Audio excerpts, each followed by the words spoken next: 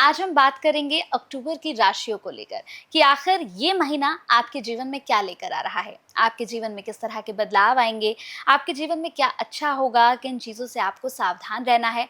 और देखिए, इस महीने में बहुत ही पावन, बहुत ही खूबसूरत एक त्यौहार भी है, दीपावली का त्यौहार। अब हम इसे दीपावली से जोड़कर भी देखेंगे और जोड़कर भी आपको बताएंगे कि इस दीपावली पर आपके लिए क्या अच्छा होगा।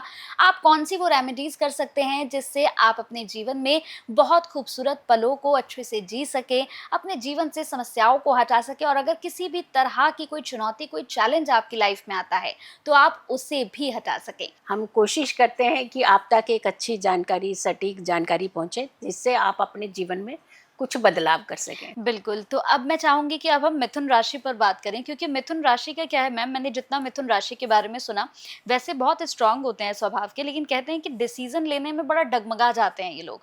तो मैं चाहूँगी कि अब आप मिथुन राशि के ऊपर भी थोड़ा नज़र बनाएँ। डरा दिया, देख लो।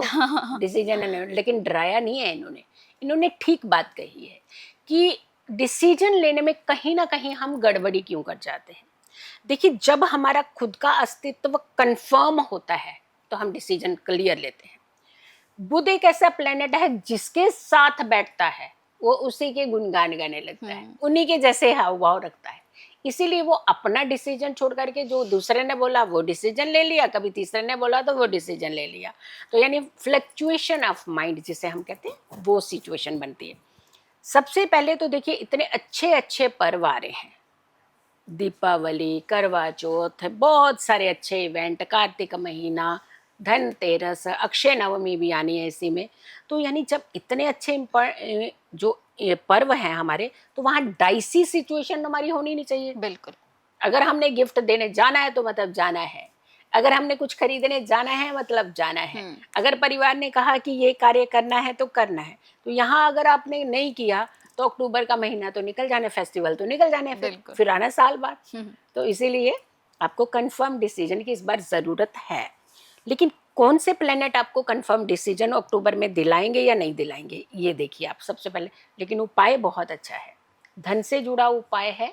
दीपावली के रात को करना है या धनतेरस के दिन आपने करना है, तो आप उपाय ज़रूर नोट करिएगा और इनफैक्ट शेयर करिएगा। सूर्य की बात करते हैं। आपकी राशि से 4th हाउस में रहेंगे और फिर 5th हाउस में रहेंगे। तो सूर्य जो है 4th हाउस में, कहीं ना कहीं हम लोग क्या करते हैं कि चीज़ें भी चाहिए, जैसे मदर से कोई सामान भी चाहिए और ऊपर से जिद भी चाहिए करनी है। मतलब सामान भी चाहिए और धौंस भी जमानी है। तो ऐसे तो नहीं चलता ना। फिर मम्मी कही कि चल अब तो मैं नहीं देने वाली कुछ भी। तो यानी कहने का मतलब है कि जब हमें कुछ चीज़ें चाहिए तो वहाँ धौंस की ज़रूरत नहीं होती, वहाँ सॉफ्टपन होना चाहिए। तो इस बार आपने अड़ियलपन दिखाएंगे ज़्यादा, तो अड़ियलपन मत दिखाइएगा, सामान आपको वही मिलेगा जो आप चाहते हैं। जो आप चाहते हैं इच्छाएं पूरी होंगी, लेकिन हमें अपना अड़ियलपन कहीं ना कहीं छोड़ना पड़ता है। मंगल की अगर हम बात करते हैं तो मंगल तुला राशि में रहेंगे, जो आपकी राशि का 5th हाउस होगा। 5th हाउस में मंगल का कॉम्बिनेशन, सूर्य का कॉम्बिनेशन और बुध का कॉम्बिनेशन बनेगा। और 5th हाउस इम्पॉर्टेंट हाउस है। या थोड़ा सा हो सकता है कोई पुरानी किसी बात को लेकर के आपस में दोस्तों में डिस्प्यूट हो सकते हैं, या फिर थोड़ा सा डिस्प्यूट आपका कोई मनी को लेकर के भी होगा किसी के साथ, कि आपने कहीं पैसा दिया था, किसी की मदद की थी, मांग रहे हैं तो वो नहीं मिल रहा है, और फिर आपने अपना अड़ियलपन दिखाया तो वो रिश्ते बिगड़ सकते हैं। तो बहुत ही मैं कह रही हूँ कि सभ्यता तरीके से आप अपनी चीज़ों को लेने का प्रयास कीजिएगा, क्योंकि ये समय थोड़ा सा नाजुक है आपके लिए। अगर हम बुध की बात करते हैं, वो भी तुला राशि में रहेंगे और ये पंचम भाव की राशि आ गई अगेन, यानी त्रिग्रही योग जो है वो आपकी राशि से पंचम भाव में बन रहा है। तो सबसे बड़ी बात है कि पंचम भाव हमारा इम्पॉर्टेंट भाव है। स्टूडेंट्स के लिए तो हायर एजुकेशन है, लव अफेयर्स के लिए तो लव अफेयर का भाव होता है, और साथ के साथ अगर आप शेयर मार्केट की तरफ आपका रुझान है तो आपके लिए ये भाव भी होता है। प्लस आप कंपटीशन का भी कुछ हिस्सा जो है वो इसको कंसीडर किया जाता है। कोई बड़े विजन की अगर कोई बात करने वाले हैं तो वो भी यहाँ से कंसीडर होता है। तो ऐसे में आपको 5th हाउस को अपने बहुत मजबूत रखना चाहिए। इसका बहुत कंसर्न जो है बहुत सारे भावों के साथ बनता है और इम्पॉर्टेंट भावों के साथ, क्योंकि ये लक्ष्मी स्थान होता है, बड़ा इम्पॉर्टेंट स्थान होता है हमारा। लक्ष्मी की ही बात कर रहे हैं जो हम उपाय लेकर के आए हैं, लेकिन ये स्थान को हमेशा हमें अच्छा रखना चाहिए।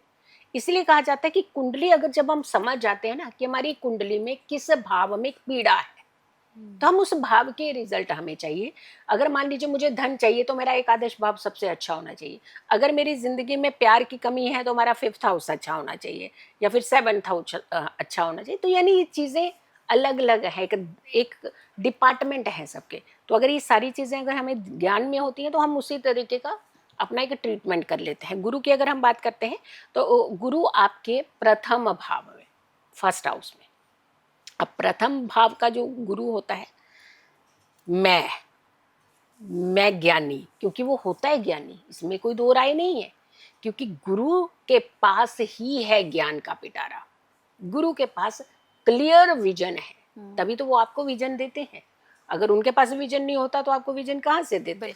तो यानी कहने का मतलब गुरु के पास है सब कुछ, लेकिन जब गुरु अतिचारी चलते हैं तो यही चीजें एडवर्स होने लग जाती, इसमें अहम जुड़ जाता है थोड़ा।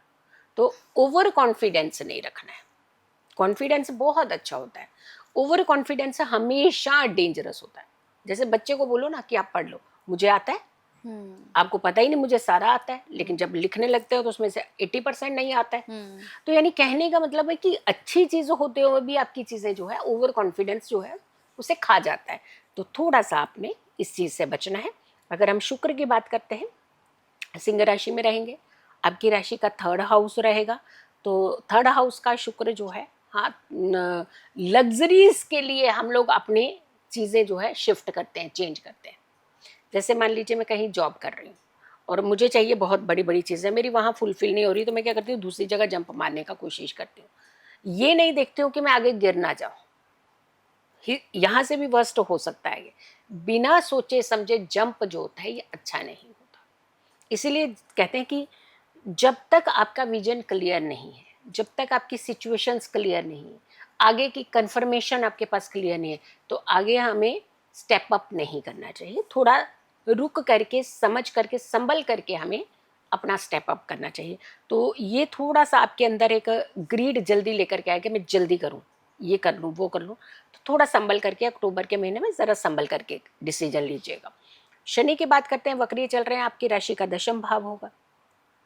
कर्म भाव में शनि जो है वक्री जब चलते हैं तो थोड़ा सा परेशानी करते हैं, काम को लेकर के डिले कराते हैं चीज़ें। जो हो सकता है आपको लेटर मिलने वाली है, जो हो सकता है आपकी डील होने वाली है, हो सकता है बिजनेस की डील होने वाली है, हो सकता है आपके किसी पार्टनर के साथ आपको नया आप सेटअप लगाना चाह रहे थे।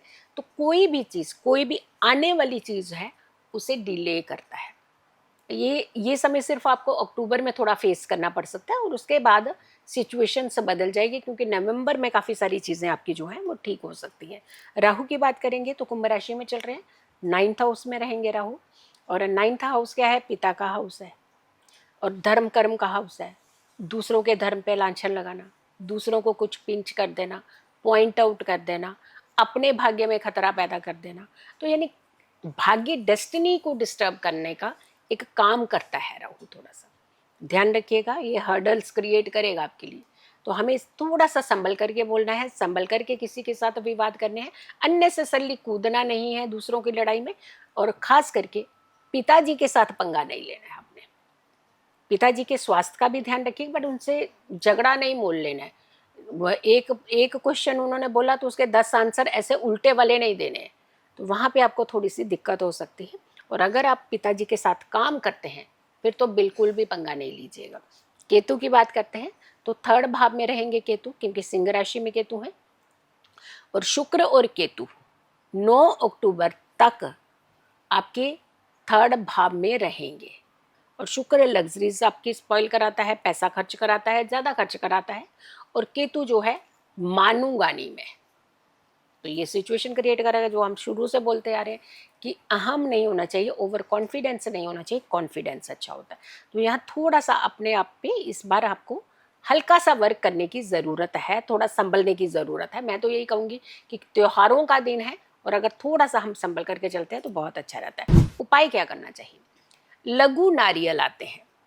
अब ये सारे उपाय जो है वो धन से ही जुड़े हुए हैं। इस बार हर किसी की इच्छा होती है धनवान बनना, और ये समय बहुत अच्छा होता है, ये पीक समय होता है साल का, जहाँ हम माँ लक्ष्मी के बहुत अच्छे उपाय जो है वो कर सकते हैं, धन्वंतरी के उपाय कर सकते हैं, कुबेर जी के उपाय कर सकते हैं, भगवान विष्णु को प्रसन्न कर सकते हैं, नारायण का आप जो है उसका ध्यान कर सकते हैं। तो यानी बहुत सारी चीज़ें इस बार आप कर सकते हैं।